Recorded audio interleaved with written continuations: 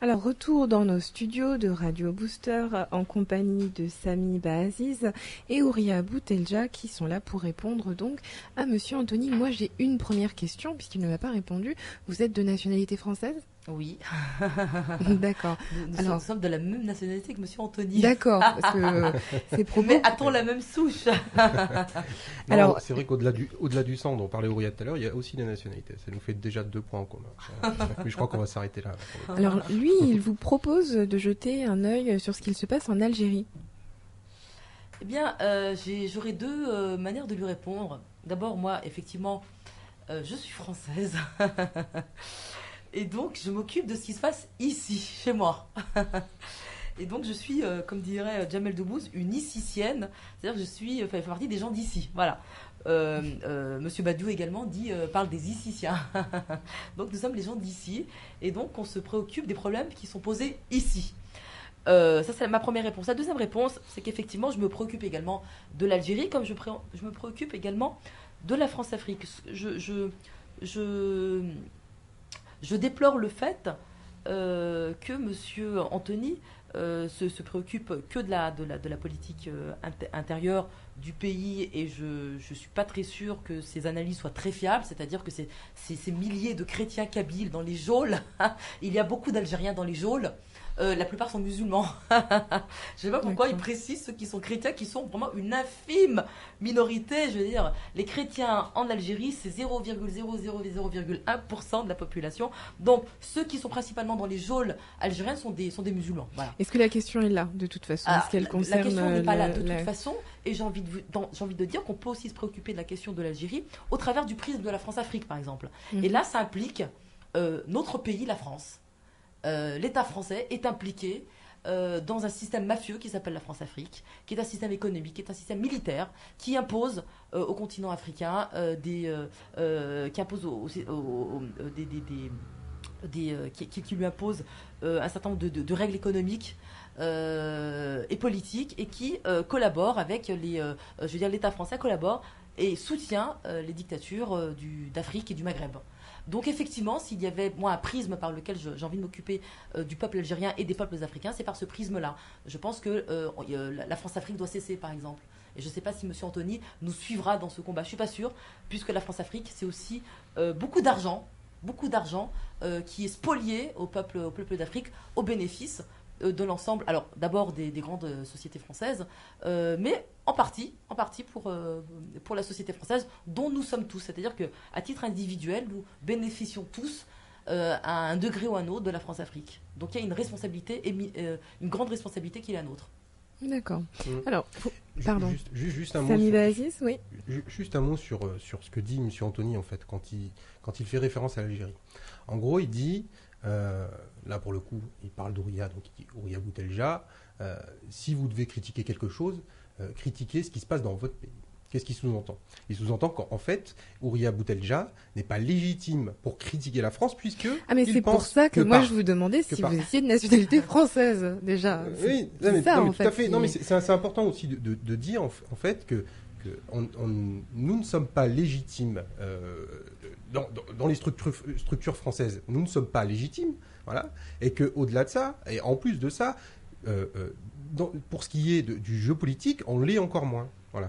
C'est-à-dire que si on ouvre notre bouche, au même titre on parlait tout à l'heure du féminisme, mais quand une femme critique le paternalisme, on lui dit pas, si t'es pas content, tu retournes dans ton pays. En l'occurrence, elle ne saura pas où retourner, mais on ne lui dit pas ça. Mais pour nous, on a le droit de nous dire, finalement, si vous n'êtes pas content, regardez de l'autre côté de la mer. Mais nous, ce qu'on dit, c'est qu'on a un vrai combat politique à mener, et on le mène ici d'abord, parce que Ouria est française, je suis aussi français, et que on a envie que notre condition change sur le territoire français. Voilà.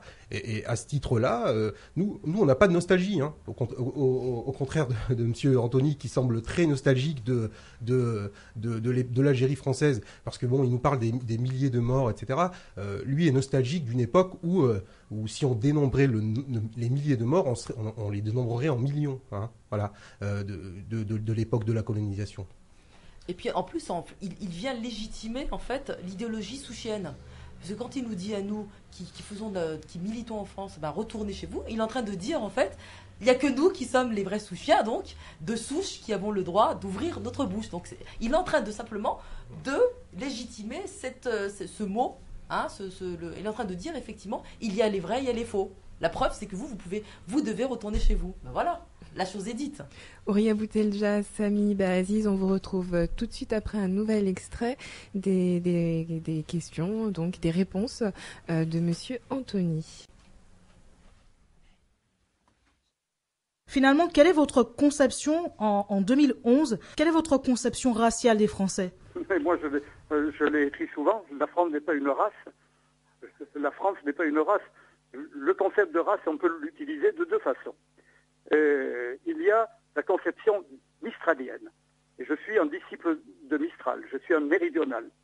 Provençal, veici la coupe que nous vènent des Catalans. Donc, les racines, nous avons des racines, la race au sens de racine, au sens où on l'employait autrefois, dans une ample littérature. Et ça, nous devons être fiers de nos racines. Mais la France, ça n'est pas une race. Nous n'avons pas la conception du déterminisme biologique des nazis et autres philosophies. Donc, les Français, je vais vous dire, je suis dans ma bibliothèque.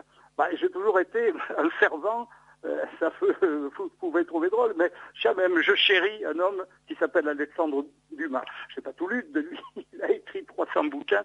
Alexandre Dumas, c'était un métis. Moi, mon ami fondateur de la Griffe, Jules Monnereau, le créateur réel de la sociologie, Jules Monnereau, mon ami, il est antillais, et je pourrais continuer comme cela.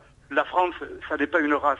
La France, c'est effectivement un substrat une alchimie réussie de populations ibères, celtes, latines, germaniques. Donc voilà, c'est tout de même, nous n'avons pas à en rougir non plus. Voilà, c'est notre origine européenne. Mais nous avons été un empire, nous avons accueilli beaucoup de populations, et je vous prie de croire que par exemple, mes 3 filleuls vietnamiens, ils font de très bons Français.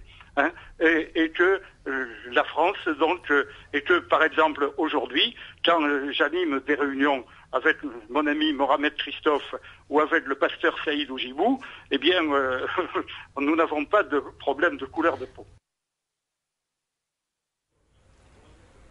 Alors, de retour en studio, Ouria Boutelja, est-ce que vous pouvez me donner votre conception de la race française par rapport, en réponse donc à la conception que vient de nous expliquer Bernard Anthony? Justement, moi je n'ai pas de conception de la race. Si je critique le terme de souche, c'est précisément parce que je ne veux surtout pas croire à la race. Voilà, lui non plus. Non, lui alors plus. Lui, il dit ne pas y croire, mais il y croit, puisqu'il a cité les Ibères, les Celtes, les Germaniques, en précisant que c'était des Européens.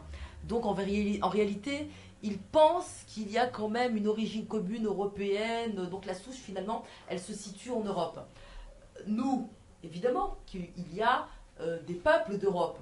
Évidemment, il n'en reste pas moins qu'aujourd'hui, nous, ce qu'on dit, c'est que cette identité française qui est faite de brassage, alors, je suis d'accord, Ibères, Celtes, Germaniques, etc., donc européens, on peut dire italiens, les Portugais qui sont arrivés plus récemment, et puis, aujourd'hui, pas qu'aujourd'hui, c'est-à-dire, et puis, il oublie les Antillais, parce que là, on a l'impression que les Antillais n'existent pas. Mais les Antillais, ça fait quand même, il y a une histoire de 400 ans avec les Antilles et la France, donc il serait quand même de bon ton de pas les oublier. Et puis aujourd'hui, nous disons qu'il y a d'autres cultures, et on ne parle pas de race, on parle de culture, d'autres populations, et ces populations, elles viennent notamment d'Afrique, et elles viennent notamment d'Asie. Donc, ces populations qui viennent d'Asie et d'Afrique, et dont les enfants grandissent en France, sont socialisés en France, sont des Français. C'est-à-dire que pour nous, la question d'identité n'est pas un phénomène figé, et surtout, elle ne se décrète pas par Monsieur Anthony. D'accord, donc la différence foncièrement, c'est que l'identité française n'est pas figée, puisque pour Monsieur Anthony, ça paraît quand même un peu plus figé sur une identité européenne. Voilà, c'est ça. D'accord. Très bien. Alors, il est 15h, donc Monsieur James Carles, le chorégraphe, va nous rejoindre. Sami Baaziz, je vous remercie beaucoup d'avoir passé cette petite heure avec nous et d'être intervenu sur ce sujet. Ne nous quittez pas, auditeurs de Booster.